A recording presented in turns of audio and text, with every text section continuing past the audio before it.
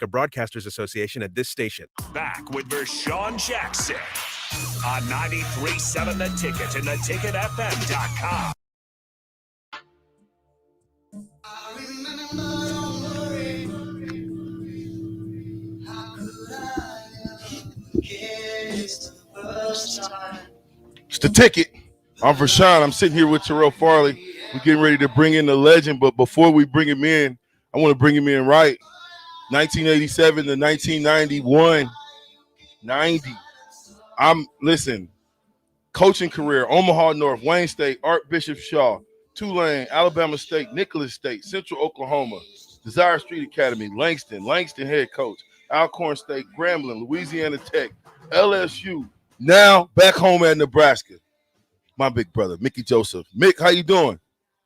B, what's happening, big dog? What's going on? Oh man, I'm so happy that you back in the state, in the city of Lincoln, coaching, and it just brings joy to my heart to have you back in the city, man. I don't even know. I gotta ask you something out of the gates. How does it feel to be back? You know what? It's a great feeling. It's a great feeling to come back and then to be welcomed back. But I knew I had a feeling like during the season that eventually I was going to end up back here because that's where my heart was at. These guys in Nebraska, we played at noon, but down when I was at that other school at LSU, we played at 6 in the afternoon. But I used to watch the games, and I used to be so exhausted just watching the games, like these kids playing their ass off, playing hard, just busting their tail, and just watching them play. And just rooting for them and digging in every play with them. And I remember just coming one Saturday and Coach O said, "Boy, you got to start watching the Nebraska game because you get exhausted." And he said it. He said that'd be a good spot for you one day. He said not now because we got work here, but he said that'd be a good spot for you. So you just had that gut feeling, and just to have the warm feeling coming back is just a really good thing. I remember back in 2016 when Devin White, my little cousin, was getting recruited, and I saw you at, I think it was a championship game, Louisiana state championships. Yeah. And I think you were at La Tech at the time, and you were just getting ready to go to LSU, and I was thinking to myself, boy, how fast time goes by. With Devin winning the buckets, and then you going there and then winning the championship. Talk a little bit about that LSU championship. How was that to win one? Well, that's a great feeling. Some coaches go their whole career and they never win a national championship. So that's why we can say our national championships happened in the 90s, but it's something some people have never done, some coaches have never done. So you still got to look at that with the utmost respect.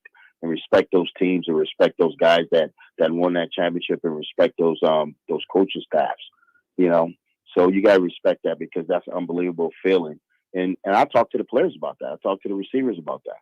I said we started walkthrough workouts in the weight room January 10th.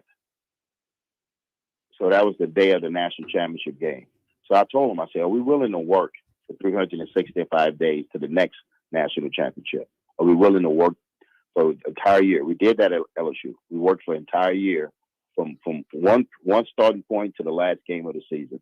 And I tell them all the time, I said, you gotta wake up in the morning and you gotta say, hey, I want to win a national championship. Because now that takes care of the Big Ten championship. That takes care of your side in the Big Ten. But I just think that this program is headed in the right direction. I think Frost got it headed in the right direction because I said it. If I didn't think he was headed in the right direction, I wouldn't come. I just would have got me another job down south. But I believe in what Frosty's doing here, and the guys we have in on offense, the staff we have in. He brings Whipple in. He brings a veteran offensive coordinator in. He brings Donovan in, a guy that's connected to the program because his brother played here, and Beck does a good job. And you still have Ryan Brown around, but I just think the guys that's in this building understands, what needs to happen here. And what needs to happen here is win. When you talk about, let's just talk about how you made it to Nebraska. Being from New Orleans, who recruited you? You were one of the top, even at your size, you were one of the top ranked just recruits in the nation coming out. How did you make it to Nebraska? Well, I think, during the recruiting process, my dad did a really good job of just saying, I want you guys to leave the state of Louisiana. No matter what, I want y'all to go see other parts of the United States. And at the time, I was the option quarterback, so I visited Notre Dame, who was running option. I visited Minnesota, who was running option, Tulane, and then it was Nebraska and OU. And Jack Pierce was the main recruiter, and Coach Osborne was the other recruiter. And on the other side, for the other people in that other state, Switzer was a recruiter and Leisha Selman. So it was two against two, But the decision came down with my mother. Not that she didn't feel uncomfortable with Coach Switzer. She felt more comfortable with Coach Osborne, with to continue to develop me as a young man. If that makes sense. That she trusted that part of it, because she knew I was going there to play football. She knew all of that, but she wanted to know who was gonna continue to develop me as a young man, and not just a football player. So, and she felt like Coach Osborne was the guy, and she said it. She said, "I don't care what you say, you're going to Nebraska." And after a while, just arguing with her and sitting on my bed thinking about it, and she was right. She was right. After you went back and looked at the careers and look what happened at Oklahoma and look what happened here at Nebraska, everything was done here the right way. And she's seen it. She's seen it from the leadership standpoint. And I love her to today because of that, because she allowed Vance to go to Colorado. She allowed Sammy to go to LSU, so she made me go to Nebraska, and because she knew what I needed. So that's how I got here. And like I was telling Mike Grant the other day, we never talked about leaving this place. When we hear things, it's not easy when you come from Louisiana to Nebraska. It's like a different world, but we never thought about leaving. We leaned on each other as teammates. We leaned on our teammates from Nebraska. Y'all was from Omaha. We leaned on Eric Anderson family in Omaha and Leotis Flowers family. Taking us up there, like y'all show us love when we come to Omaha. Even we out of state. So that's the part that I want to establish too. That when these kids come from out of state, now we got to keep them here, and we will. We'll keep them here. I think Terrell Farley, this black shirt over here, has got a question for you. Hey, Mickey, what's up, buddy? Terrell, how you doing, man? I'm doing all right, brother. Now, I know that you're a great recruiter, and I did my homework on you. You're probably one of the top 5 recruiters in the nation. How can we sell these kids back to Nebraska? How can we get these kids to come here, stay here, just do their 4 years here? Well, I think the part, especially with the out-of-state kids, Terrell, I think it starts – I would lean back on our ex-players. I would lean back on ex-players to make sure that our ex-players are being positive. Because one thing, my understanding coming in this building, that our players respect our ex-players and they listen to what they say. So if we can be positive with them and let them know that this is a great place to be and help us, and help us keep them here, I think that we sell that. And then in-state, I'm looking at Omaha right now. And my goal in Omaha and Frost's goal in Omaha is to put a gate around Omaha, put a gate around Bellevue, really put a gate around the state, and make sure that we make the best decision for our football team when we take a kid from in-state. And same thing with out-of-state kids, that this kid can play here, and we know that he can play here. And I think that we want to make Omaha a priority, Bellevue a priority, Papillion, Millard, anything up that way, just make it a priority. And I'm gonna be up there. I'll be up there Friday. And that's because that's my recruiting base. It's Omaha, Bellevue, Papillion, Millard, things of that sort. And we got some kids up there. We got some kids up there that can play. We got some kids playing at other schools that's not here. And that's another story. And that's not a story for today. And my thing is to make sure I'm not making mistakes up there, that I'm not missing out on kids. you know. But my thing is also they got to fall under the category we need them to fall under to be able to play here, because at the end of the day, it's Frost's roster. He has the last say. It's his roster. We can't let other people pick our roster. Because I had to deal with it in New Orleans. Some coaches think, "Oh, he can play for us. He can play for y'all." You know what I tell that coach? Give me $3,000 right now, because if he can't play and I get fired, somebody's got to pay that house note. So give me $3,000. How much you believe in that kid? You believe in that kid that much? Give me $3,000 right now and pay that first house note when I get fired. And it's not to be funny. It's to be like, we put a lot of time into recruiting. It's not like we just throw it out there and say, hey, we want this kid, want that kid, want that kid. No, we look at film. We do background checks. We do a lot. We put a lot into it before we say we want to offer a kid. You know, and my big thing is in-state kids. And if I'm recruiting anybody in-state, I need to see you at camp. I need to see you at our camp. You got to show us some type of commitment also. And I think these days, they like a lot of stuff. They don't love a lot of things. They like a lot of stuff. So you got to get them to love it. So I got to get out there and sell Nebraska. I got to get these out-of-state kids to love Nebraska. In-state kids, some of them, I got to get them to love Nebraska again. But I'm going to sell a staff. I'm going to sell a facility that they have. They got a $180 million facility coming up. You know, I'm going to sell the people to build it. Because, like, at the end of the day, Terrell, everybody's going to have buildings, academic centers, stadiums, weight rooms, nutrition centers. Now it comes down to people in the building. And I think we have the right people in the building. Control the controllables. I think exactly. I wanted what you said. Controlling the controllable. So you get to Nebraska, it's 1987. You get here. What happens at that point? Well, you find out that it's a very competitive football team. That is a very talented football team. And when you arrive, you have guys like Steve Taylor, who's a really good quarterback. He was everything out of California. You have a guy named Cleve Blakeman, who's probably one of the most solid guys ever been around. Then you have a guy named Jerry Kadowski. You have McCarthon Clayton, that was a kid out of Florida that was really good. Then you come in the door, I got Keith McCant with me. I got Tom Haas with me. I got, Jerry Dunlap. I remember all those guys. There's like 13 or 14 guys in a quarterback room.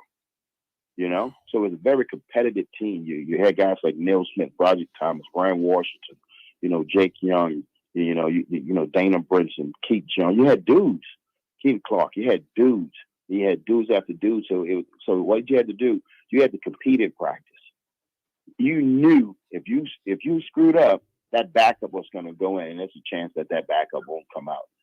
And I talked to my receivers about that. We're going to compete within our room.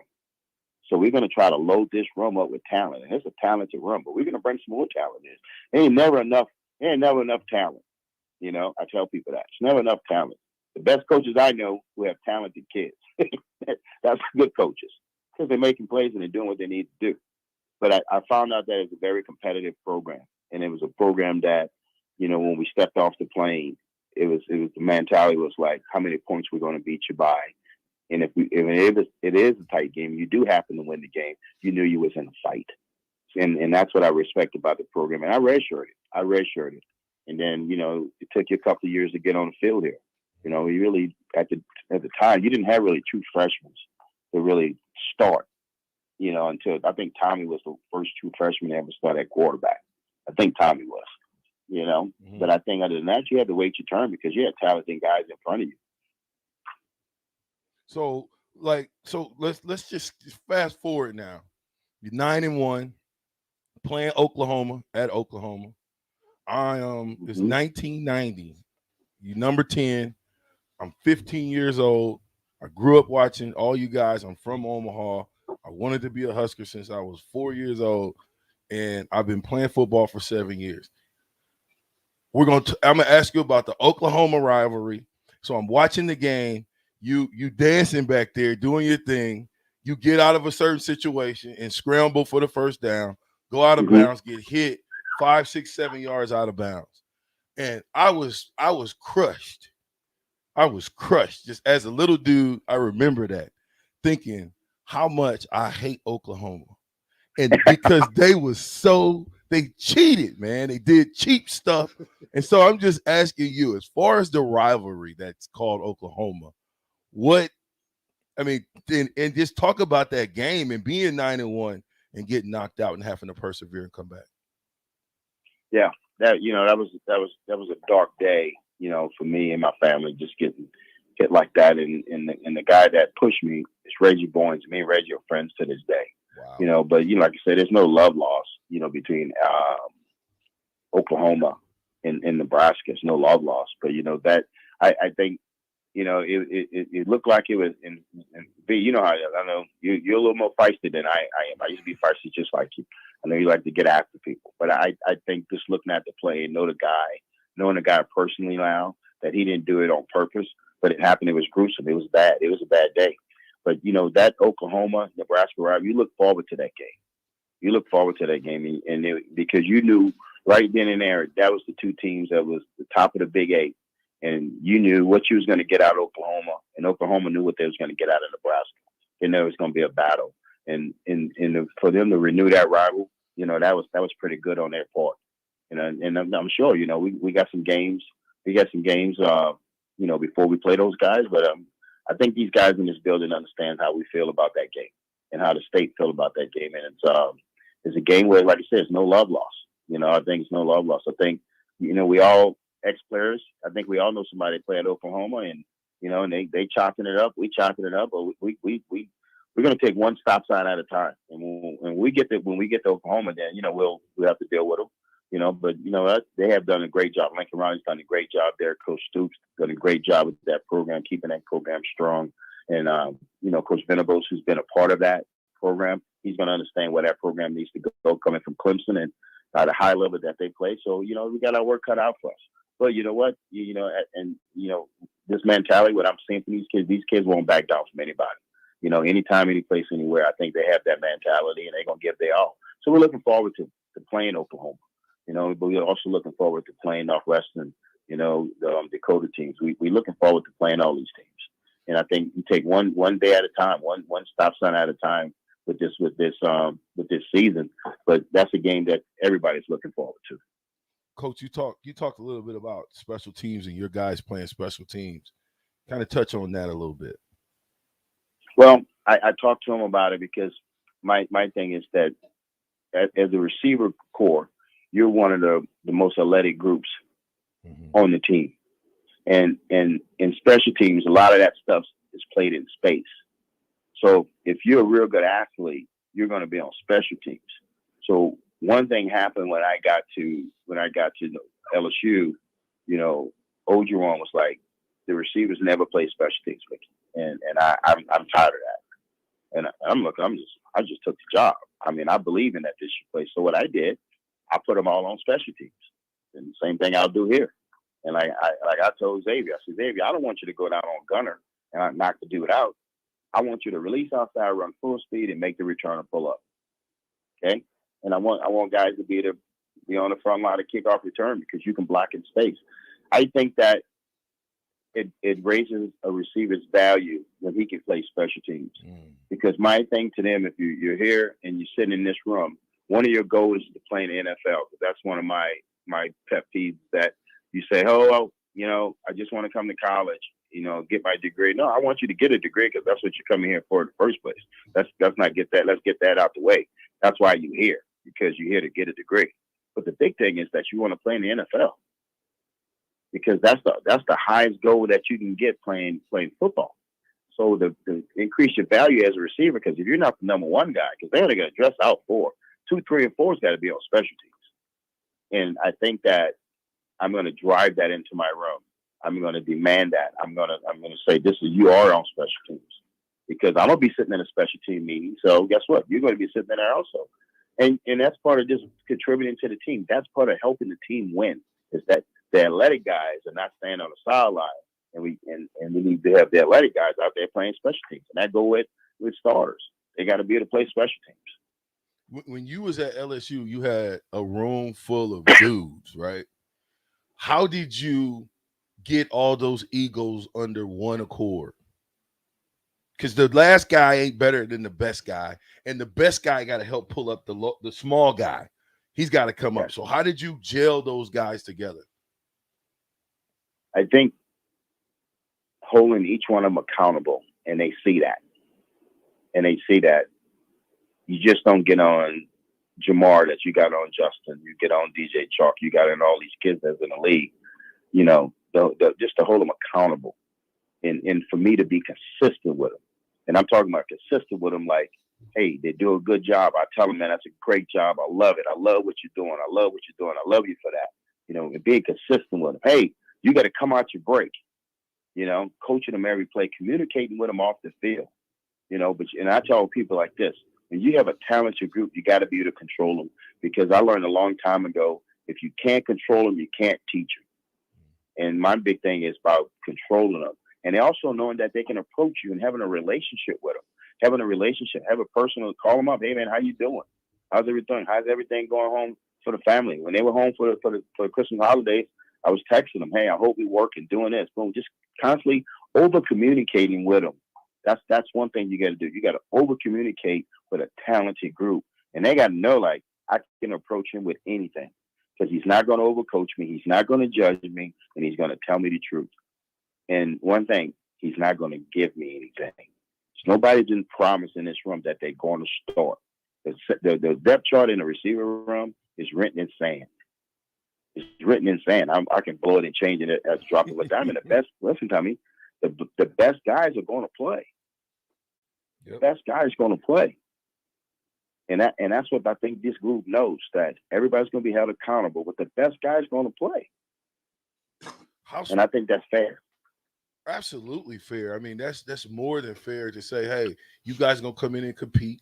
I've never heard that before, that the depth chart is written in the sand, but I like that the depth chart is written in the sand.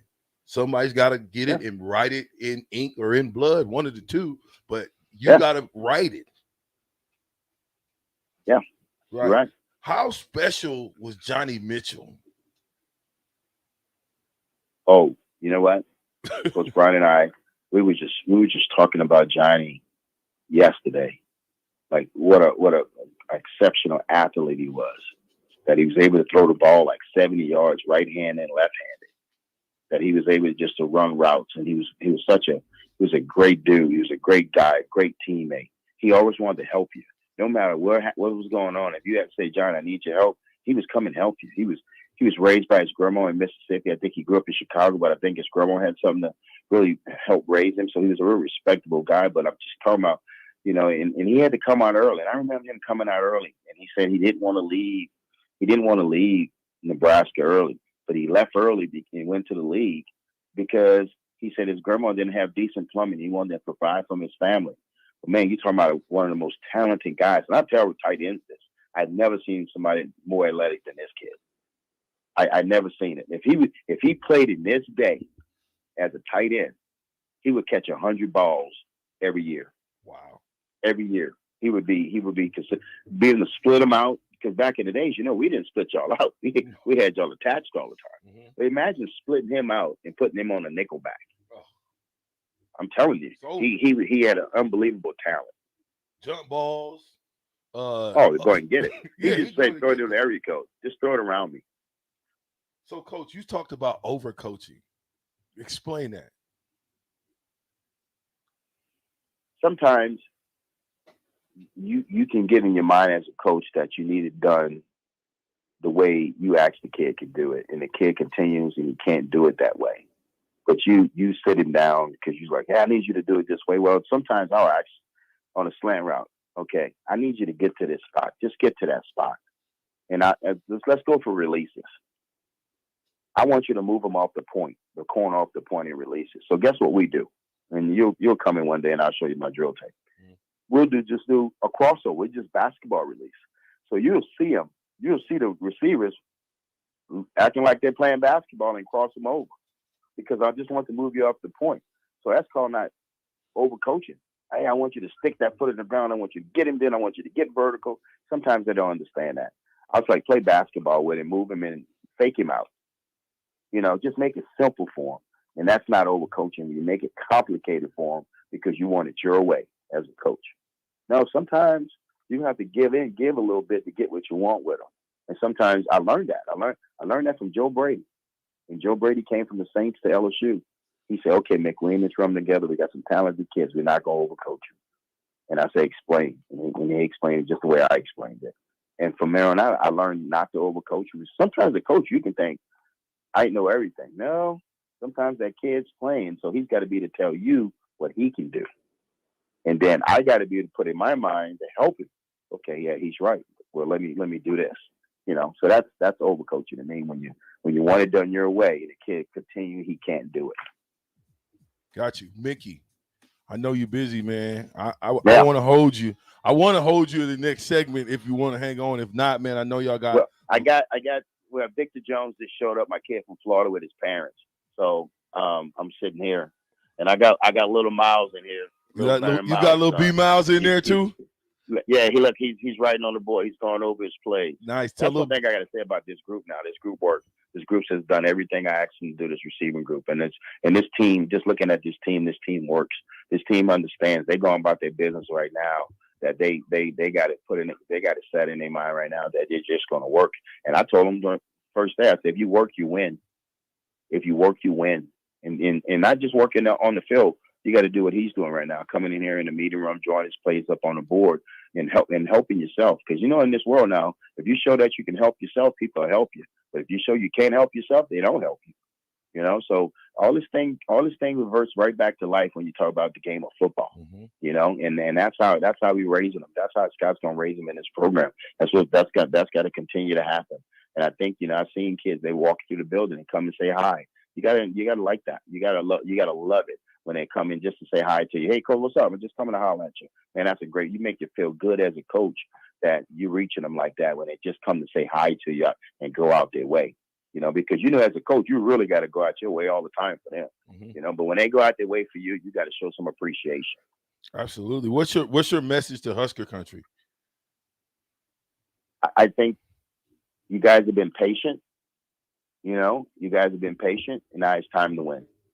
And I think we're on the right track to do it. I think, just sitting down and, just talking to Scott and talking to the rest of the staff that, I think the game plan right now, is a good game plan. And it's to take one section at a time. They in the weight room right now. We're doing walkthroughs right now. And all I tell the receivers, just make sure we win the day. Just win the day. And I think that, we're on the right track. They've been patient. We appreciate that. That's why they're the best fans in America. Because they different, they're gonna, hey, we lose, they're gonna be upset. You know why they're upset? Because they're passionate fans. But the best thing about them and make them different from other fans, they're gonna be there next Saturday cheering their butts off again for you.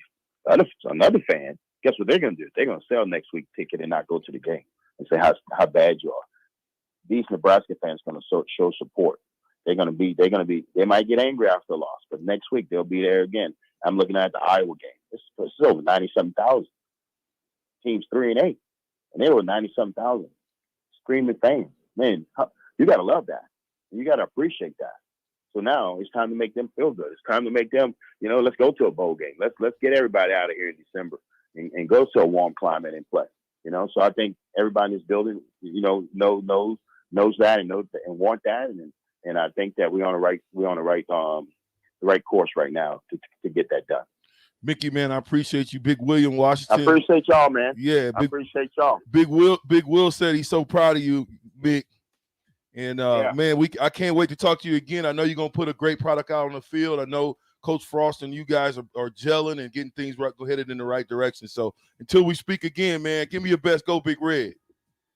Go Big Red, baby. Let's roll. Let's roll. Yes, all right. Sir.